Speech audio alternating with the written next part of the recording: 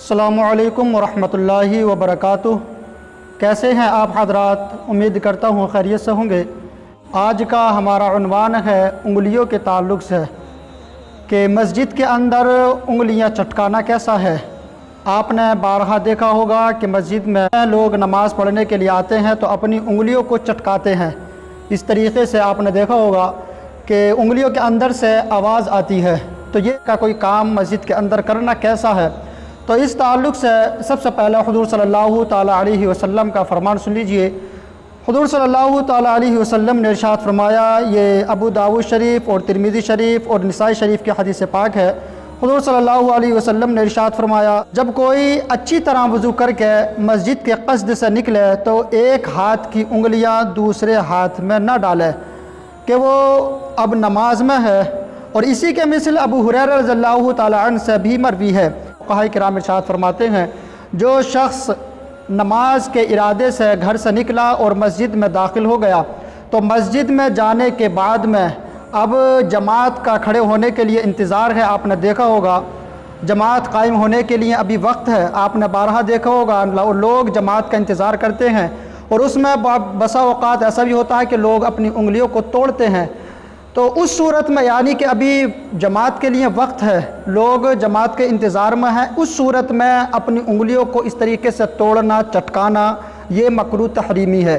اسی طریقے سے نماز سے فارغ ہونے کے بعد میں سلام پھیرنے کے بعد میں مسجد کے اندر جو لوگ بیٹھے رہتے ہیں ان کے لیے بھی یہی حکم ہے کہ اب اگر وہ نماز سے فارغ ہونے کے بعد بھی اگر انگلیاں چٹکاتے ہیں تو وہ مکروہ تحریمی ہے۔ آپ نے بارہا دیکھا ہوگا۔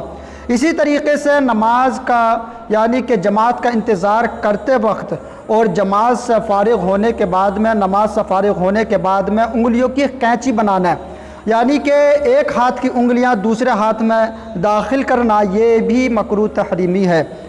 مسجد کے اندر نماز کا انتظار کرتے وقت نماز سے فارغ ہونے کے بعد میں انگلیاں چٹکانا یعنی کہ توڑنا کہ جس کی وجہ سے انگلیوں کے اندر سے آواز آتی ہے، یہ عمل کرنا مسجد کے اندر یہ حرکت کرنا مکروہ تحریمی ہے۔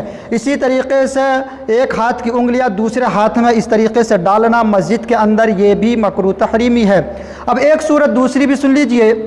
بسا اوقات ایسا بھی ہوتا ہے کہ سجدے سے اٹھتے وقت یا سجدے میں جاتے وقت ہمارے پیر کی انگلیاں خود بخود چٹکتی ہیں، یعنی کہ اس کے اندر سے آواز آتی ہے، تو اس کے لیے حکم کیا ہے؟ اس کے تعلق سے ارشاد فرمایا، وہ عموماً خود بخود چٹکتی ہیں، اب اس کے لیے کوئی حرج نہیں ہے۔ کیونکہ وہ اندر سے خود بخود چٹکتی ہیں، اپنے چٹکانے سے نہیں چٹکتی، بلکہ وہ ایک وزن کی وجہ سے ویٹ کی وجہ سے یہ کام ہوتا ہے، اور جسم کے اندر جو جوڑ ہیں ان کے اندر سے یہ آواز آتی ہے، اس میں کوئی حرج نہیں ہے۔ لیکن خود بخود چٹکانا انگلیوں کو یہ مکروہ تحریمی ہے مسجد کے اندر نماز کا انتظار کرتے وقت اور نماز سے فارغ ہونے کے بعد۔ اب یہ جو مسئلہ میں نے ذکر کیا ہے اس کے تعلق سے حوالہ بھی سن لیجئے۔